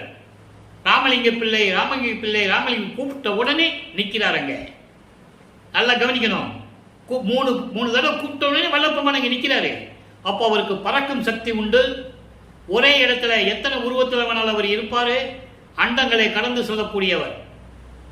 இவங்க எல்லாம் நினைச்சிட்டு இருக்காங்க, என்ன அவர் வரல விசாரணைக்கு, தீர்ப்பு நம்ம தான் ஜெயிப்போம் அப்படின்னு நினைச்சிட்டு இருக்காங்க. ஆனால் கூப்பிட்ட அடுத்த கணமே அங்க நிக்கிறாரு. நீதிபதி பார்க்கிறார். அவருக்கு தெரியல என்ன ராமலிங்க பிள்ளை யாருன்னு தெரியல, யாருக்கான அங்க நிற்கும் போதே தெரியும்ல. அப்போ இவர் காட்சி கொடுக்கிறார் நீதிபதிக்கு. எத்தனையோ புராணங்களிலும் காவியங்களிலும் நிகழ்ச்சிகளை எல்லாம் சொன்னார்கள். சிவபெருமான் காட்சி கொடுத்தது, காஞ்சி காமாட்சி காட்சி கொடுத்தது, சமயபுரம் மாரியம்மாள் காட்சி கொடுத்ததெல்லாம் சொன்னார்கள். இருக்கட்டும், சொன்னார்கள்ல. அதே மாதிரி இங்கே அருப்பெருஞ்சோதி ஆண்டவர் அங்கே காட்சி கொடுத்தார் என்று சொல்ல வேண்டும். ஏன் சொல்லல? இவர் காட்சி கொடுத்தன அவர் எந்திரிச்சு நிற்கிறாரு நீதிபதி. அவர் எந்திரிச்சு நின்ன உடனே அங்கே உள்ள இருக்கிறவங்கலாம் எந்திரிச்சு நிற்கிறாங்க. இவர் போன உடனே யாரும் எந்திரிச்சு நிற்கல. நல்லா ஞாபகம் வச்சுக்கணும் நீங்க. இவர் தான் மதிக்கிறதே இல்லையா? அவங்க மதிக்காம தானே கோர்ட்ல கேஸ் போட்டாங்க. அப்ப இவர் போகும்போது மட்டும் அவங்க எப்படி எந்திரிப்பாங்க? லாஜிக்கா நீங்க யோசிக்கணும். புரிஞ்சதா உங்களுக்கு? எந்திரிச்சு நின்னது உண்மை. ஆனா ஏன் எந்திரிச்சு நின்னாங்கன்றது மக்கள்கிட்ட சொல்லணும். அவர் எங்க போல திடீர்னு தானே அங்கே உருவாகிறாரு. அப்போ நீதிபதி எந்திரிச்சு நின்ன உடனே எல்லாரும் எந்திரிச்சு நிக்கிறாங்க. அது முறை, அது ஒரு சம்பிரதாயம். நீதிபதி எந்திரிச்சு நிக்கிறாருன்னு சொல்லி எல்லாம் எந்திரிச்சு நிக்கிறாங்க. அப்போ வாதம் தொடர்கிறது. ராமலிங்க பிள்ளை அவர்களே, நீங்கள் கல்வி கற்றவர்களா என்று கூறுகிறார். இல்லை, நான் இறைவனிடம் கல்வி கற்றவன் என்று சொல்லுகிறார். இலக்கணம் இலக்கியம் தெரியாமல் எப்படி அருட்பா பாடல்களை இயற்றினீர்கள் என்று கேட்கிறார். இறைவனுடைய அருளால் இயற்றினேன். இறைவன் என்ன சொன்னாரோ அதை நான் செஞ்சேன். யாரும் நம்பல. அப்ப இவர் பாடலை பாடி காட்டுகிறார். பாடி கட்டும் போதே அவர் உணர்கிறார். ஏன்னா இவர் ஏற்கனவே காட்சி கொடுத்துட்டார்ல, உணர்கிறார். திருவருட்பாதான் மக்களுக்கு ஏற்றது, இதை மறு அருட்பா என்று அறிவிக்க முடியாது என்று சொல்லி தீர்ப்பு கூறுகிறார். தள்ளுபடி செய்யவில்லை, தீர்ப்பு கூறுகிறார். இவங்க என்ன சொன்னாங்க? தள்ளுபடி செஞ்சிட்டாங்கன்னு சொன்னாங்க. இல்லை, தீர்ப்பு கூறுகிறார். திருவருட்பாதான் மக்களுக்கு ஏற்றது, இது மறு அருட்பா என்று அறிவிக்க முடியாது என்று தீர்ப்பளிக்கிறார். அப்போ வெற்றியுடன் நமது பிள்ளை இறைவன், நமது இறைவன் வல்லப்பமானவர்கள் தர்மசாலைக்கு வந்து இருக்கிறார். இங்கே இப்போ உத்தரஜாத சிதம்பர மாலை உருவாகிறது. அதனுடைய விளக்கத்தில் பார்த்துட்டோம். எழுவார் மேடை எப்படி உருவானது என்பதை விளக்கத்தை பார்த்து விட்டோம். அதை சமாதி வற்புறுத்தலே என்று கூறுவார். எப்படி சுத்த சன்மார்க்கத்தை மக்களிடம் ஒப்படைக்க வேண்டும், உலக மக்களை எப்படி அழைப்பது என்பதை நிகழ்ச்சியெல்லாம் இப்போ நம்ம பார்க்க போகிறோம். நல்ல கவனிங்க. இதெல்லாம் நடந்தது தர்மசாலையிலே. அதாவது கரும்புலியிலே நடந்தது, சென்னையிலே நடந்தது, எல்லாத்தையும் நம்ம சொல்லிட்டோம். நல்லா புரிஞ்சுக்கணும். நீங்கள் எல்லாம் சொல்லிட்டோம். இப்போ தர்மசாலையில் என்ன நடந்து கொண்டிருக்குன்னு சொல்லணும். அதுக்கப்புறம் 3 வருஷம் மேட்டுக்குப்பத்தில் என்ன நடந்ததுன்னு சொல்லணும். இது சொல்றதெல்லாம் திருவிருப்பாவில் இருக்கிறது, பாட்டில் இருக்கிறத வச்சு நம்ம சொல்றோம். கற்பனையாகவோ கதையாகவோ அல்ல. அதை நீங்க முதல்ல புரிஞ்சுக்கணும். இப்ப பாருங்க என்ன சொல்றாரு. 6ஆம் திருமுறையில பதிகம் என்பது திருவடி பெருமை. திருவடி பெருமை என்பது இறைவனுடைய திருவடியை பற்றி போற்றி புகழ்ந்து சொல்லுவது. நல்ல கவனிங்க. இன்னைக்கு இந்த பாடல் ரொம்ப அற்புதமான பாடல். சாதாரண ஒரு ஆளால இதை விளக்கத்தை சொல்ல முடியாது. என்ன, இறைவன் கொடுத்த விளக்கம் எனக்கு, இந்த வள்ளலார் ஊழியனுக்கு நான் சொல்றேன், நல்லா கேட்டுக்கங்க. மண் ஆதி ஐம்பூத வகை 2ல் 1. நல்லா கவனிக்கணும். மண் ஆதி ஐம்பூகவை 2ல் 1 வடிவ வண்ணம். இறைவனுடைய வடிவ வண்ணம் என்னன்னு சொல்றாரு. எப்படி? மண் ஆதி ஐம்பூக வகையில் 2ல் 1 வடிவ வண்ணம். என்ன வடிவ வண்ணம்? ஐம்பூதம் என்பது நிலம், நீர், நெருப்பு, காற்று, ஆகாயம். 5 பூதங்கள். அப்போ 2ல் 1. 2ன் 1 என்பது 2 + 1. 2 + 1 என்பது 3. நிலம், நீர், நெருப்பு, காற்றாகத்தில் 3வது என்ன இருக்கு? நெருப்பு. நெருப்பு வடிவத்தில் இருக்கின்ற இறைவன். இதை சாதாரண சொல்ல முடியாது. எவ்வளவு தமிழ்ல PhD படிச்சு இலக்கியங்களே இருக்காங்க. இலக்கியவாதிகள், இலக்கணவாதிகள், படித்த அறிவறிஞர்கள் எல்லாம் இருக்கிறாங்க. நம்ம இல்லைன்னு சொல்ல முடியாது, யாரையும் குறை சொல்ல முடியாது. ஆனால் இதை எப்படி சொல்லுவாங்க? இறைவன் சொன்னாதான் சொல்ல முடியும். இறைவன் எனக்கு கொடுத்த விளக்கம் அது. மண் முதல் 6 ஐம்பூகங்கள், நிலம், நீர், நெருப்பு, காற்று, ஆகாயம். இதில் 2ல் 1 என்பது 2 + 1 3. அப்ப 3வது என்ன இருக்கு? நெருப்பு. நெருப்பு வடிவு வண்ணம்.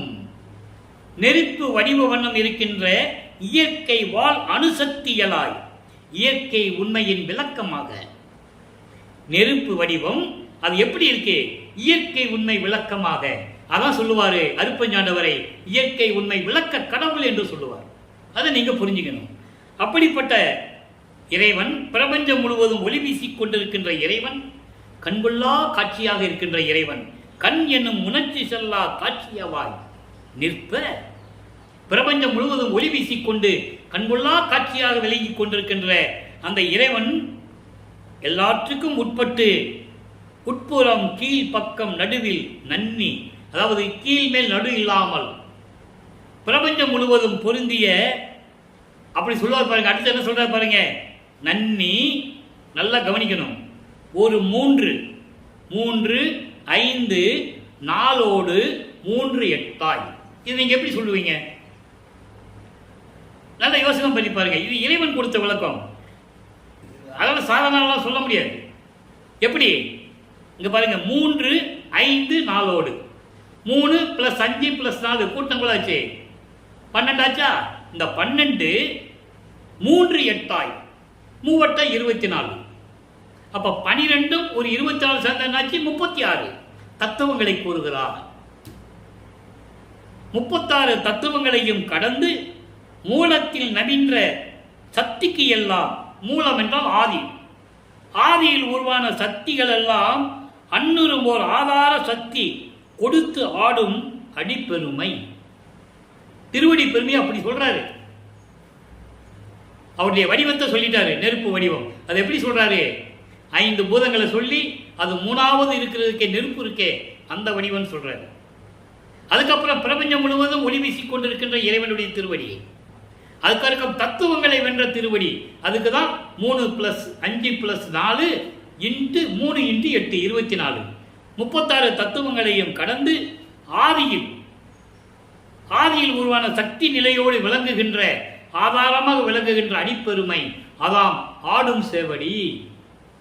ஆடும் சேவடி என்றால் அதுதான் ஆடுகின்ற சேவடிக்கே ஆளானேன் மாளாத யாக்கை பெற்றேன் என்று கூறுவார். அந்த ஆடுகின்ற சேவடியை யாருமே பார்த்ததில்லை. அது எப்படிப்பட்ட சேவடி? இடது காலை ஊன்றி வலது காலால் நடனமாடி காட்டியது. நடராஜன் ஆடுறது அப்படி இல்லை, அவன் சைவ சமயத்தின் தலைவன். அவன் வலது காலை ஊனி இடது காலால் ஆடுறவர். இவர் அப்படி இல்லை, இடது காலை ஊன்றி வலது காலால் ஆடிய காட்டியவன். அப்படிப்பட்ட திருவடியை யாரால் அறிய முடியும் என்று கூறுகிறார். அப்படி அதுக்கு சொல்லிட்டு உலக மக்களுக்கு புனித குலம் பெருமாறு புகழ்தல், சுத்த சன்மார்க்கத்தை எப்படி வாங்குறதுன்னு சொல்றாரு. நல்லா கவனிங்க, நிறைய விஷயங்கள் இருக்கு, கவனிச்சுட்டே வாங்க.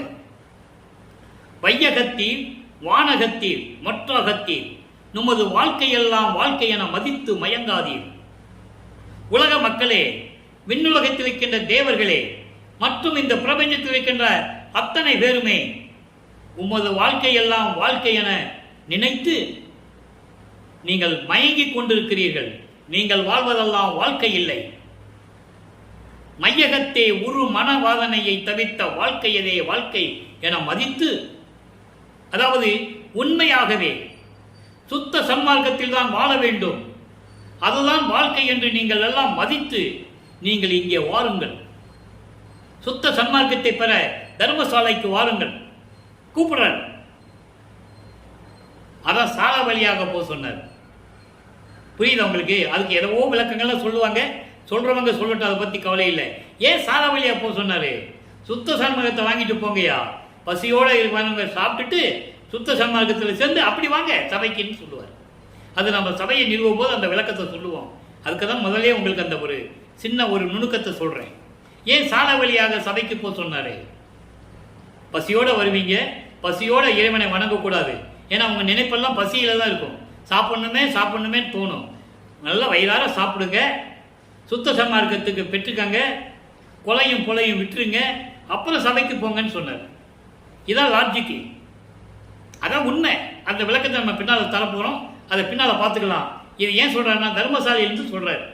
தர்மசாலைக்கு வாங்க, சுத்த சன்மார்க்கத்தை வாங்கிக்கங்க, எனது மெய்ப்பொருளாம் தனித்தந்தை இத்தருணத்திலே எங்க சொல்றாரு பாருங்க, என்னுடைய தனித்தந்தை அருப்பஞ்சோதி ஆண்டவர் இயற்கை உண்மை விளக்கடவுள் வருகின்ற நேரத்தில் நீங்களாம் இங்கே இருந்தீங்கன்னா ஞான சித்திபுரம் தன்னிலே சித்தாடல் புரிகின்றார். ஞான சித்திபுரம் எது? வடலூர் பார்வதிபுரம் தர்மசாலை இருக்கின்ற இடம். அவங்க சொல்றாரு. சொல்லிட்டாரா? அப்ப சுத்த சன்மார்க்கத்தை எங்க வாங்கணும்? தர்மசாலையில தான் வாங்கணும். தர்மசாலையில பசிக்கு சாப்பிட்டுட்டு சுத்த சன்மார்க்கத்தை அதாவது சுத்த சன்மார்க்கத்திலே ஏற்றுக்கொண்டேன் என்று சபதம் எடுக்கணும். அதுக்கு தான் தர்மசாலையை உருவாக்குனது. பசியும் போக்கணும், சுத்த சன்மார்க்கத்தையும் வாங்கணும். அப்ப அந்த நிலையிலே இருக்கும்போது இங்கதான் இறைவன் திருவிளையாடல் செய்து கொண்டிருக்கிறார். அதனால்தான் இங்கே ஜீவகாருண்ய ஒழுக்கம் உருவானது. ஜீவகாருண்ய ஒழுக்கத்தை நம்ம பின்னால பார்க்க போறோம். அதை பத்தி நீ கவலையே பட வேணாம். கண்டிப்பாக இந்த வள்ளலார் ஊழியன் ஜீவகாருண்ய ஒழுக்கத்தை, இறைவன் கொடுத்த விளக்கத்தை நான் கண்டிப்பாக நம்ம உலக மக்களுக்கு தெரிவிக்க கடமைப்பட்டிருக்கிறேன். மற்றவங்க பேசுறதெல்லாம் புக்கில் படிச்சுட்டு அப்படியே பேசுவாங்க, இருக்கட்டும், அது தவறு இல்லை. நம்ம தவறுன்னு சொல்ல முடியாது. இறைவன் சொன்னதை சொல்றாங்க, அது தவறு இல்லை. ஆனால் உண்மையான ஜீவகாருண்ய ஒழுக்கம், இறைவன் கொடுத்த விளக்கம் என்ன நம்ம சொல்லுவோம். கொஞ்ச நாள் காத்திருங்கள். அப்போ இந்த நிலையில் இருக்கும்போது சித்தூரத்தனத்திலே இறைவன் இருக்கின்றான், இது சத்தியம் உறுதி என்று சொல்லிவிட்டார். அடுத்து சுத்த சிவநிலை சொல்லுகிறார். 106வது பதிகம், இன்னைக்கு 24வது பாடல். கூகா என அடுத்தோர் கூடி அழாத வண்ணம் சாகாவரம் எனக்கே தந்திட்டான், ஏகா அநேகா என மறைகள் ஏத்தும் சிற்றம்பலத்தான் மா காதலனா மகிழ்ந்து. இதுக்கு விளக்கம் என்ன தெரியுமா? மற்றவர்களைப் போல் கூச்சலிட்டு கும்மாளம் போட்டு வருத்தி மனம் வருந்தி கலங்கி அப்படியெல்லாம் நான் இறைவனை வேண்டியதில்லை. அதெல்லாம் செய்யாத வண்ணம் நான் அழுகாதபடி எனக்கு சாகாவரத்தை கொடுத்து தந்து விட்டான். யாரு? ஏகா அநேகா என்று வேதங்கள் போற்றுகின்றன அல்லவா? இறைவா இறைவா என்று போற்றுகின்றார்கள் அல்லவா வேதங்கள். ரிக் வேதம், யசுர் வேதம், சாம வேதம், அதர்வன வேதம். அந்த வேதங்கள் போற்றுகின்ற இறைவன் மனம் மகிழ்ந்து எனக்கு சாகாவரத்தை கொடுத்து விட்டான். மற்றவர்கள் போல் அல்ல. சமயங்களிலும் மதங்களிலும் மார்களில் இருந்து கொண்டு ஏன் துன்பப்பட்டு கொண்டிருக்கிறீர்கள்? வாருங்கள், மரணமில்லா பெருவாழ்வை பெற்றுக் கொள்ளுங்கள் என்று கூறுகிறார். அடுத்து சமாதி வற்புறுத்தல். 108வது பதிகம் சமாதி வற்புறுத்தல். தொண்டு ஆள பணம் தேடும் துறையாள உலகால சூழ்ந்த காம பெண்டாள திரிகின்ற பேய் மனத்தில் நும் உயிரை பிடிக்க நாளை சண்டால கூற்று வரையில் என் புகழுவேன். ஞானசபை தலைவன் உம்மை கொண்டு ஆள கருதுமினோ ஆண்ட பின்னர் இவ்வுலகில் புலாவுவீரே. இது பாடல். எப்படி சொல்றாரு பாருங்க. அதாவது மற்றவர்களைப் போல மற்றவர்களை அடிமையாக்கி ஆள வேண்டும் என்று நினைக்கிறீர்கள். தொண்டு ஆள மற்றவர்களை அடிமையாக்கி ஆள வேண்டும் என்று நினைக்கிறீர்கள். பணம் சம்பாதிக்க வேண்டிய துறைகளை எல்லாம் வழிகளை எல்லாம் தேடுகின்றீர். உலகத்தை ஆள வேண்டும் என்று நினைக்கிறீர். எப்படி சொல்றாரு பாருங்க. மண்ணாசை பெண்ணாசை பொன்னாசையை கூறுகிறார். காம சேற்றை பெண்டாள திரிகின்ற உலக மக்களே, இப்படி மண்ணாசை பெண்ணாசை பொன்னாசையில் இருந்து கொண்டு ஆணவத்தோடு திரிந்து கொண்டிருக்கின்றீர்களே, உங்களை உயிரை நாளை பறிக்க மரணம் வந்துவிட்டால் என்ன செய்வீர்கள்? என்ன பேசுவீங்க? மறந்துகிட்ட போய் என்ன பேச முடியும் நீங்க? அப்படிப்பட்ட நிலையிலே ஞான சபை தலைவன் உம்மை கொண்டு ஆள கருதுமினோ. சத்தியஞான சபை தலைவனாகிய அருப்பெருஞ்சோதி ஆண்டவரை நினைத்துக் கொள்ளுங்கள். சுத்த சன்மார்க்கத்தை பெற்றுக் கொள்ளுங்கள். அப்படி இறைவன் உங்களை ஆண்டு கொண்ட பின், சுத்த சன்மார்க்கத்தை பெற்றால்தான் இறைவன் உங்களை ஆட்கொள்ளுவான். அதான் சொல்றாருங்க. சுத்த சன்மார்க்கத்தை பெற்ற பிறகு, இறைவன் ஆட்கொண்ட பிறகு இந்த உலகில் நீங்கள் மகிழ்வோடு இருப்பீர்கள். மரணமில்லா பெருவாழ்வில் இருப்பீர்கள். இது நிச்சயம் சத்தியம் என்று கூறுகிறார் தர்மசாலையிலே இருந்து கொண்டு. அதுக்கு அடுத்து பாருங்க, தனித்திரளங்களில் சொல்லுவாரு. அவருடைய நிலையை சொல்றாரு. எல்லா உலகமும் என் வசம் ஆயின, எல்லா உயிர்களும் என் உயிர் ஆயின, எல்லா ஞானமும் என் ஞானம் ஆயின, எல்லா வித்தையும் என் வித்தை ஆயின, எல்லா போகமும் என் போகம் ஆயின, எல்லா இன்பமும் என் பின்பம் ஆயின, எல்லா வள சிற்றம்பலத்து என் அப்பர் எல்லாம் நல்கி என் உள்ளத்து உள்ளாரே. இது எளிமையான விளக்கம், உங்களுக்கு எல்லாம் புரியும். இப்போ மெய்யருள் வியப்பில் ஒரு பாடல், அருமையான பாடல். விளக்கம் பாருங்க, நேரம் கடந்து கொண்டிருக்கிறது. அப்பா நின்னை அடைந்த என்னை ஒப்பார் யாவரே 6 அகன்ற நிலையில். 6 என்பது 6 × 6 36 தத்துவங்களை கூறுகிறார். 36 தத்துவங்களை அடைந்தவன் என்பர் தேவரே. தேவர்களெல்லாம் சொல்லிக் கொண்டிருக்கிறார்கள் தத்துவங்களை கடந்தவன். 36 தத்துவங்களை கடந்தவன் இவர் இறைவனுக்கு ஒப்பானவன் என்று சொல்லிக் கொண்டிருக்கிறார்கள். இப்பால் ஆதி பூதம் அடங்கும் காலும் நின்னையே ஏற்று கழித்து வாழ்வேன், இதற்கும் ஐயம் என்னையே. அதான் சொல்றாரு, நிலம் நீர் நெருப்பு காற்றாய 5 பூதங்களையும் அடங்கும் உனது திருவடி இருக்கிறதே. அந்த திருவடி என்ன திருவடி? ஆடுகின்ற சேவடி. இடது காலை ஊன்றி வலது காலை தூக்கி ஆடுவது உன்னுடைய திருவடிக்கு கீழ் இருக்கின்றதே. அந்த திருவடியை வணங்கி நான் வாழுவேன், இதில் எந்த விதமான சந்தேகமும் இல்லை. உலக மக்களே, இறைவன் என்ன எல்லார்களையும் கொடுத்து விட்டான் அப்படின்னு சொல்லி இந்த பாடலை முடிக்கிறார். இப்போ இறைவனுடைய திருவிளையாடலை இன்று பதிவு உங்களுக்கு நன்றாக விளங்கி இருக்கும் என்று நான் கருதுகிறேன். நீங்கள் எல்லாம் சுத்த சன்மார்க்கத்தில் இணைந்து கொலையும் குலையும் தவிர்த்து ஜோதி வடிவில் இருக்கின்ற அருப்பெருஞ்சோதி ஆண்டவரை வணங்கி அவருடைய அருளையும் செல்வங்களை எல்லாம் பெற்றுக்கொண்டு இந்த வையகத்திலே நீங்கள் வாழ வேண்டும் என்று வாழ்த்தி அவருடைய தயவாலையும் கருணையாலையும் இந்த வள்ளலார் ஊழியன் விடைபெறுகிறேன். மீண்டும் நாளை சந்திப்போம். நன்றி, வணக்கம். அருட்பெருஞ்சோதி அருட்பெருஞ்சோதி தனிப்பெருங்கருணை அருட்பெருஞ்சோதி. நாளையும் இறைவனுடைய திருவிளையாடல் தொடரும். கண்டு மகிழ்ந்து இறைவனுடைய அருளை பெற்றுக் கொள்ளுங்கள்.